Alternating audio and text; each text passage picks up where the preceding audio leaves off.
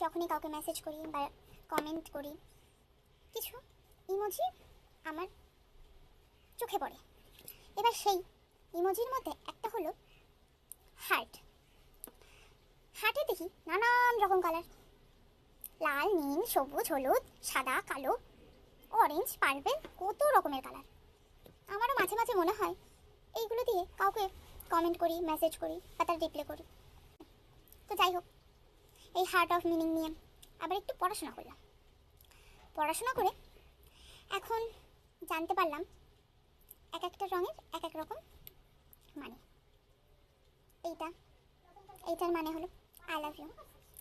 তারপরে এইটার মানে হলো কেয়ার, ফ্রেন্ড। এইটার মানে হলো জ্যালাস। ভাবতে পারছো? জ্যালাস, আগে জানতাম না। এইটার মানে কি হচ্ছে জানো?